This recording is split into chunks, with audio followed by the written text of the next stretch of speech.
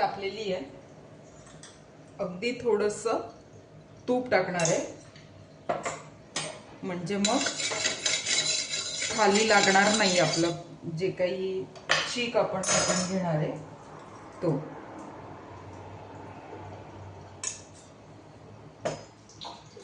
इकडे पाऊण वाटी आपण जो चीक केलेला होता गव्हाचा तो आहे, तर तेवढ्याच प्रमाणात पाणी ठेवणार आहे. इकडे मी इंडक्शनवर गरम केलेलं आहे.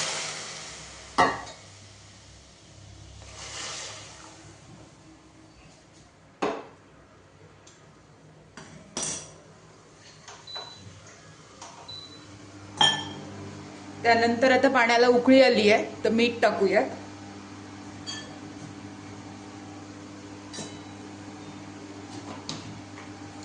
मी ऑलरेडी हे पाणी गरम केलेलं होतं, तर चवीनुसार मीठ टाकलेलं आहे.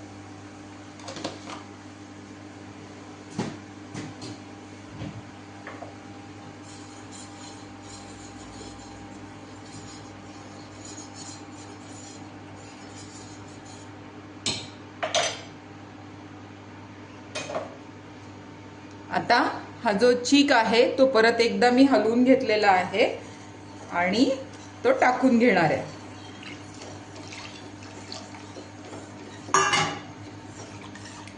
आणि छान प्रकारे गॅस बारीक केलेला आहे आणि हलवून घेऊयात. आता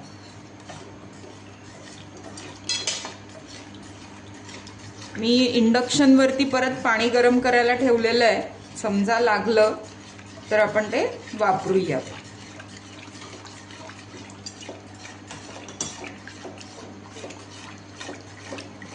आता गॅस मोठा केलेला आहे.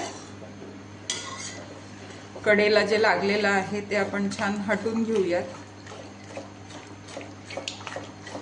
हा 1 किलोचा चीक आहे, त्यामुळे एकटीला करता येतोय आणि चाटूची वगैरे किंवा लाटण्याची काही आवश्यकता नाही आहे.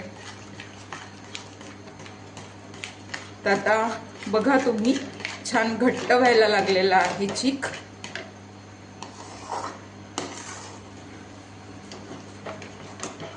थोडं पाण्याची आवश्यकता आहे असं वाटतंय, तर थोडं पाणी टाकणार आहे मी. हे चिकाचंच भांडं आहे, तर गरम पाणी टाकलेलं आहे आणि पांढरा शुभ्र चीक झालेला आहे आपला.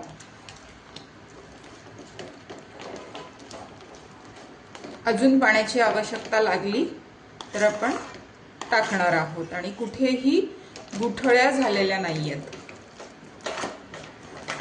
मला जसं जमतं त्या पद्धतीने झाऱ्या घेतलेला आहे, कारण मी पसरट कढईत हा चीक शिजवून घेणार आहे.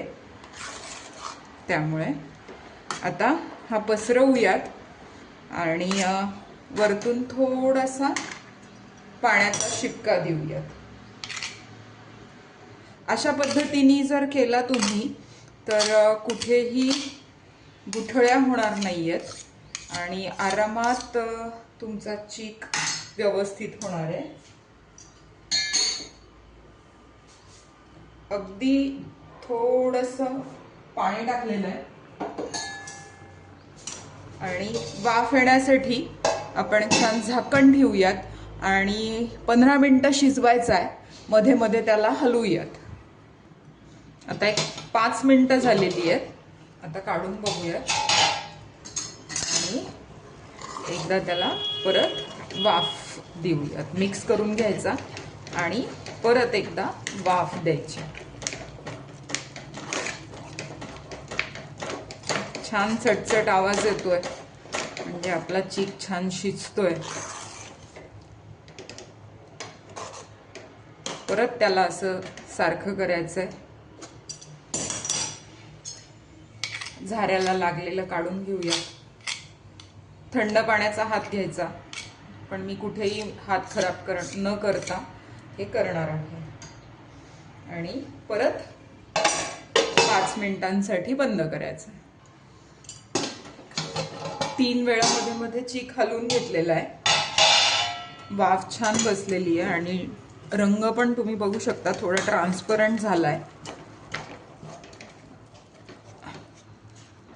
चीक शिजलाय की नाही हे बघण्याची पद्धत सगळ्यांनाच माहिती आहे. एकतर त्याचा रंग बदलतो आणि दुसरं म्हणजे पाण्याचा हात घेऊन जर तुम्ही त्याला हात लावला तर तो हाताला चिटकत नाही, म्हणजे मग आपला चीक छान शिजलेला आहे. मला जवळजवळ ह्याला 20 मिनिटं लागलेली आहेत शिजवायला, तरी मी अजून एक वाफ घेणार आहे. आणि तार पण बघा किती छान येतेय. आपला चीक छान झालाय.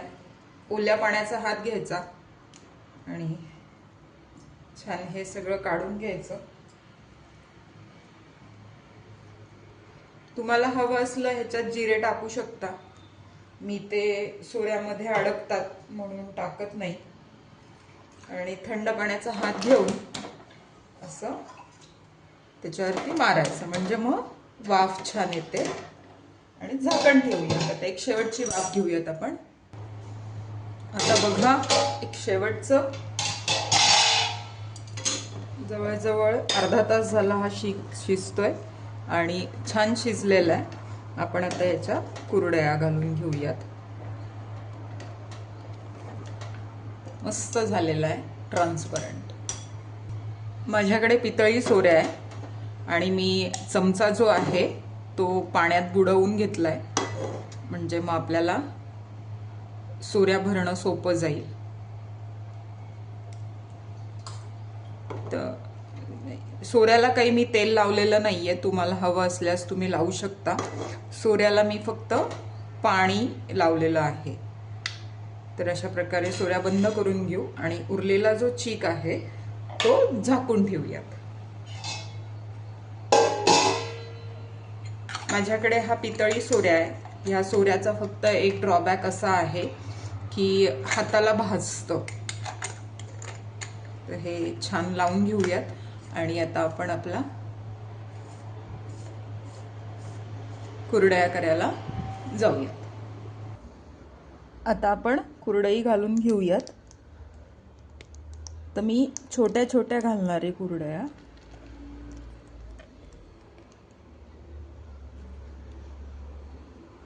अशाच पद्धतीने अजून एक घालून घेऊयात. छान तार पडतीये आणि थोड्या पातळ पण घालणार आहे मी, म्हणजे तळल्यानंतर त्या छान फुलतील.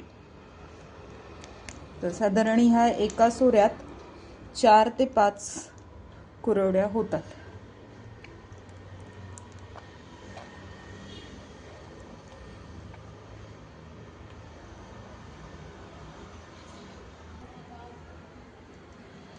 अशाच पद्धतीने आपलं जे अजून बाकीचं मिश्रण आहे तर त्या कुरड्या आपण घालून घेऊयात. इथे मी कुरड्या घालून घेतलेल्या आहेत. चीक जो केलेला होता तो खाण्यासाठी केलेला होता, तरीही त्या 1 किलोमध्ये ह्या 25 कुरड्या झालेल्या आहेत. तर सध्या तरी घरात घातलेल्या आहेत, थोड्या वेळाने उन्हात ठेवणार आहे.